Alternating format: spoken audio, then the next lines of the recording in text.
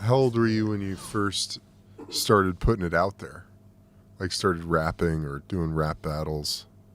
Well, I had a weird trajectory. Like I was afraid, like I was afraid early on, like 15, 16 years old. I was afraid that to go into any clubs or anything like that to say my raps because I felt like I wasn't good enough yet. So I had to get to a certain spot. And then I was trying to I was just making songs. And one day I got a call from my boy Proof, and he was like, yo, you need to come up to the hip hop shop. And I was like, what is the hip hop shop? And he's like, yo, just come to the hip hop shop, write something, come up here. And Proof, remember Proof, Nani? He ran shit in Detroit. We me and him came up together, and we came up rapping together, but he would kind of go do his own thing, and then I'd be working like at factories and stuff like that, and Proof was out there like on the grind, and he started making connections, and then he met Jay Dilla, Slum Village, and a lot of the early Detroit hip hop that was like exploding onto the scene. Like Proof was such a part of that. And I got a chance to, when I went to the hip hop shop, I was like, what the fuck? He was like, yo, I'll clear everybody out. I'll have like 10 people, right? And you rap in front of them. And if they don't like you, you know, they're gonna tell you they don't like you. If they do like you and they fuck with you, then you know. So I went there, I said the rap. I got some people jumping around and shit, and I was like, okay, this might be it for me. And then that's when we started having battles at the hip hop shop. And we was having like a battle every couple months or something. Yeah, every 2 or 3 months. But every Saturday, I would make sure that I didn't have to work till 4 o'clock because I was going to the hip hop shop every Saturday. So every Saturday for me was, and this is early 20s, was St. Andrews Hall on Friday night. Saturday, hip hop shop.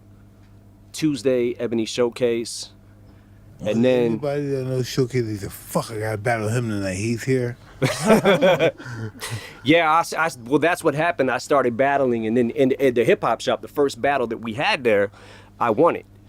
But what we was doing, Proof was taking names and he was putting them in a hat. Like if you want to sign up to battle, you just put your name in the hat. He picks a name, picks another name. So it'd be like Bizarre versus B Flat, and then they'd go at it. And it was, you know, and then me versus whoever. I remember one time I battled Conniver, who was in my group, D12, but we weren't a group yet. I battled, Vaughn. And then I just started I met a few people that got me out of just Detroit, and I went to like 97 Scribble Jam. And I went all the way to the end, and then I lost to this guy named Juice, who to this day is still a really good fucking rapper. And I think that he's so good that it's okay that I lost to him. You know what I'm saying? But is he still in Detroit rapping? No, this was Cincinnati. Yeah. Yeah, the Scribble Jam was in Cincinnati. That was 97. And then from there I met Wendy Day, and she put me on her battle team. She had this battle team that was an event in LA called the Rap Olympics. And she put me on that team. I went out to LA and then got in that battle at the Rap Olympics, went all the way to the end and lost again. The last dude. And I was like super discouraged. I just got evicted from my house. Had to break in through the back of the house. Shit, yeah. The dude that we was paying rent to, he wasn't paying the rent with it.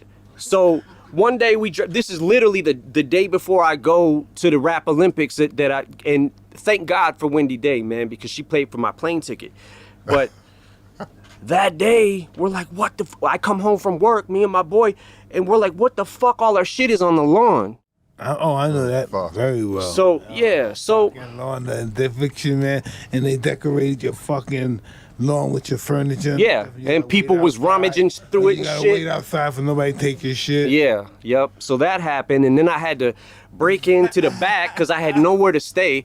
So I had to break into the house through the back window, which was my old window.